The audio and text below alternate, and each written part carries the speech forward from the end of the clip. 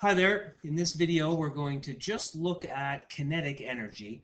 I discussed in previous videos about the different types of energy and work done. Now we're just going to restrict our view to kinetic energy. As we may have learned, the energy of motion of an object is the kinetic energy. It's a measure of motion, and the energy of motion, and we determine it solely by the mass and the velocity. So it's very similar to momentum, but because momentum was mass times velocity. But unlike momentum, the kinetic energy of the object does not take into account its direction, meaning it's not a vector, it is indeed a scalar. So if you're pushing a cart down the hall, you're doing work on it. We saw that you've applied a force over and there's been a displacement, and so that force applied causes a change in its speed. It may have started at a speed of 0 and it would have changed its speed to something else. That, because it has moved, there's been a change in kinetic energy of that object. So how are we going to determine the kinetic energy? Is it just mass times velocity like momentum? What does the formula look like? Well, it turns out that it is the velocity squared times the mass, and then we have a factor of 1/2 on there as a constant. So it's 1/2 mass times velocity squared. And let's take a look at what the units would be, because we saw that work done, we knew our units from there was force times distance, force times distance. So it was newtons for the unit for force, and meters, the unit for distance or displacement. And we saw that 1 Newton meter was a joule. Well, let's take a look at what our units are going to look like here. Our kinetic energy is supposed to be joules. You'll see this symbol is KE. It could be energy with a small k, whatever symbol your teacher feels like using. We have our mass is going to be in kilograms, and our velocity is in meters per second, but we're going to square that. So you would have a kilogram times a meter per second that has been squared. So that's a kilogram meter squared per second squared. Well, if you remember from work and forces, force was just mass times acceleration, so that's kilograms times meter per second squared, not meters squared per second squared. But this meter squared, we could tease that out, and you'd have it as kilogram meter per second squared, and then times meters. You could just separate the meter squared out. You'll definitely see it's a Newton meter, which is a joule. So kinetic energy will still be in joules. It's Newton meters, which is kilogram meters squared per second squared. So when you have this unit, you know you can just convert it straight to joules without too much worrying about it. Okay, so let's take a look at an example or two. If we had a 12-gram bullet moving at 150 meters per second, and we'd like to know what the kinetic energy of that object is. Well, we would figure out the kinetic energy. So, well, I guess we use that as KE, didn't we? So we'll change that around. So kinetic energy, KE, is equal to 1/2 the mass times the velocity squared. Our mass is 12 grams, and our velocity is 150 meters per second. So we would have to change that mass into 0.012 kilograms, because it has to be a kilogram meter per second squared. And so once we have that set, then we're ready to proceed with the question. So we've got 1/2 times my mass of 0.012 kilograms, then times a velocity of 150 meters per second, and we're going to square that 150. So if we take 150 squared and we multiply by 0.012, that gives us 270 joules, but then we have to divide that by 2 because we don't want to forget the 1/2 part. So when you cut that in half, you clearly get 135 joules. It was kilogram meter squared per second squared.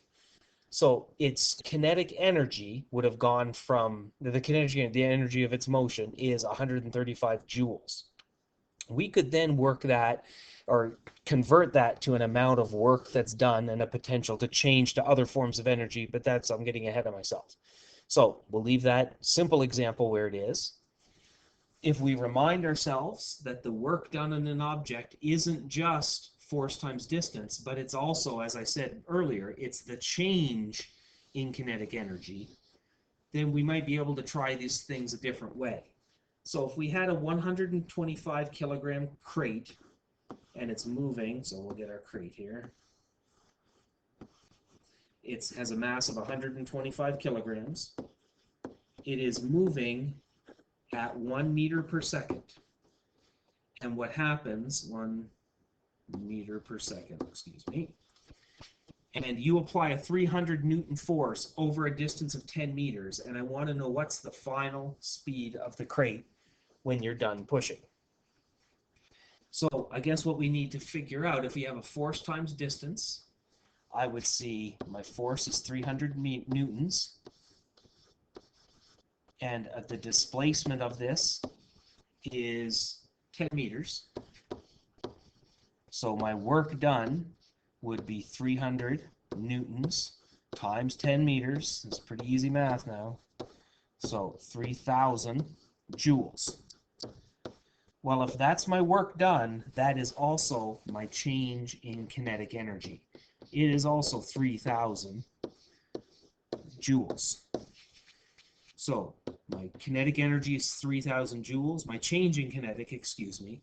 So that means my final kinetic energy minus my initial kinetic energy has to be equal to 3,000 joules. So we have some information right here that would let us work out what the initial kinetic energy was. The kinetic energy of this object initially was 125 kilograms. That's the m. Your v squared is 1 meter per second. And you have to cut that in half according to your formula, 1/2 mv squared. So my initial kinetic energy is going to be 62.5 joules, kilogram meter squared per second squared. Well, we can figure out our final kinetic energy. We take initial kinetic over and add it to the 3,000. So my final kinetic energy is going to be 3,000 plus 62.5, which gives you 3,062.5 joules. That's my kinetic energy. Question isn't asking you what's the final kinetic energy, it's asking you for what is the final velocity. So we know KE is 1/2 mv squared. We're going to try and solve for v. So we'll take the 2 up, so you'd have 2 times the kinetic energy. We would take the mass down and divide. That will equal v squared. You want to get rid of the square, you'll take the square root of both sides, and your velocity is going to be 2 times the kinetic energy, divide by mass, and then take the square root. So 2 times this 3,062.5, divide by 125, and then take the square root. So grab the calculator and plug that in. Should have had the numbers worked out ahead of time. 3062.5 times 2 divide by 125 gives 49. And then if you square root that 49, you get 7. So you have 7 meters per second. Analyzing the units, we had this was joules and this was kilograms. So when you take joules, which was a kilogram meter squared per second squared, and you divide by kilograms, it goes away. So meters squared per second squared, when you take the square root, would indeed yield meters per second. So you've got, we worked out these questions in terms of a change of kinetic energy. We tied it into work done, and a very simple formula for you to remember, the 1/2, KE is 1/2 mv squared. So you should be set for some more calculations and more problems before we're going to then do potential energies, and then of course you're going to tie it all together into conservation of energy, which is where we're looking at going.